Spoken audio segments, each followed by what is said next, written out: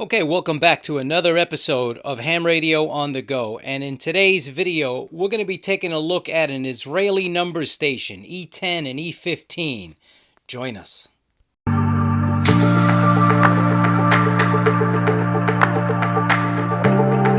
All right, welcome back to the channel. Now, this video is sort of morphing as I prepare for it with the escalating conflict in the Middle East with Israel and Gaza, with the initial terror attack and the escalating war. I initially wanted to look at the number station on the shortwave band, particularly the Israeli number station E10 and E15, do a little research on it, but going to do a little video encompassing all of the above. And with that said, you can look on the shortwave section here on the channel, and you'll see that I've put out similar videos in the past with the Russian-Ukrainian conflict. You can check out videos that I put out on the BBC News and Russian, American, and Ukrainian military HF frequencies with stuff to listen to on that front. So with that, did a little research. Israeli intelligence did have a number station started in the 1960s, and as you can see, that's one of the popular frequencies right there. 4.270 megahertz was one of the popular frequencies for the Mossad and National Intelligence Agency, a number station that was traditionally coming out of Tel Aviv. Other frequencies were 14.366 and 9130 megahertz and 3558 megahertz, all on the AM mode. And there's a 9130. These stations ran between 10 and 20 kilowatts of power, and they had three-letter call signs that were employed letters. And they used the NATO phonetics than regular numbers, and then later on they switched. In the 60s and 70s, they used live voices before switching to the more traditional automated female voice. And the transmitter sites, like I said, were believed to be in Tel Aviv at the Mossad headquarters for Israeli intelligence. In addition to that, in Washington, D.C. for North American propagation out of the embassy in Washington, D.C. Like I said, live, and then later recorded messages that were intended for field agents. In addition to that, CNM personnel, which are otherwise known as helpers for those agents, and they had different categories: high traffic, low traffic, and non-traffic. The high traffic were usually at the top of the hour and every half hour on the daily. Low traffics were rare. In addition, there were some events that were double transmissions and later some data transmissions. The number station started to go off the air in the late 2000s. In November in 2007, the call sign Juliet Sierra Romeo went off the air.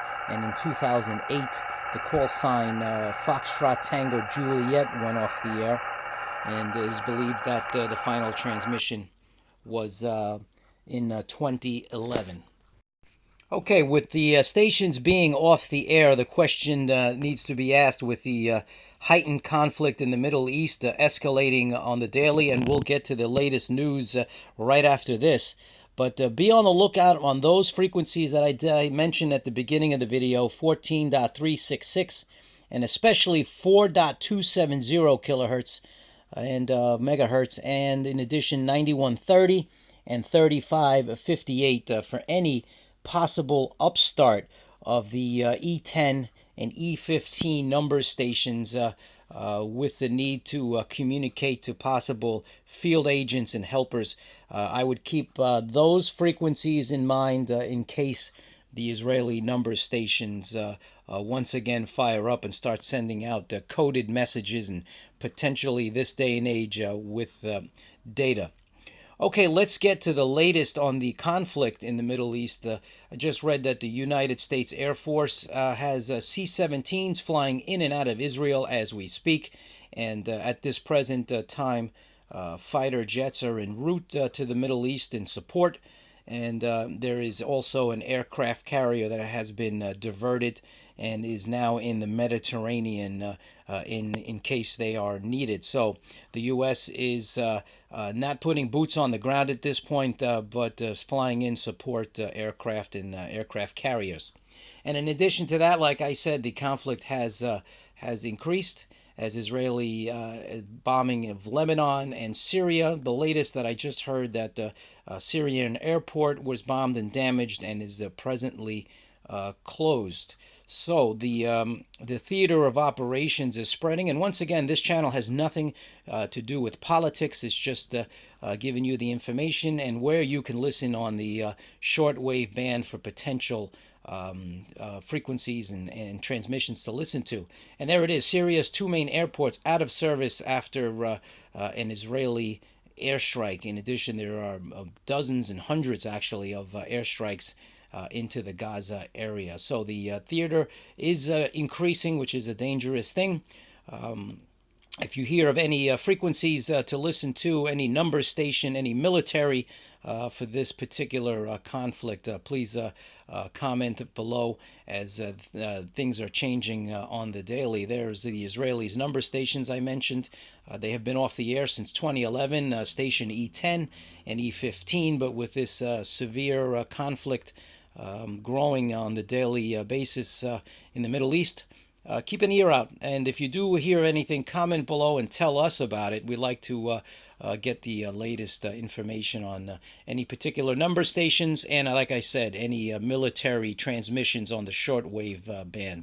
Okay, comment below, like and subscribe, and we'll catch you next time right here on Ham Radio on the Go. Don't forget, check the description for any additional updates, and there probably will be updates on this particular topic and video. Thanks for watching, everyone, and 7-3.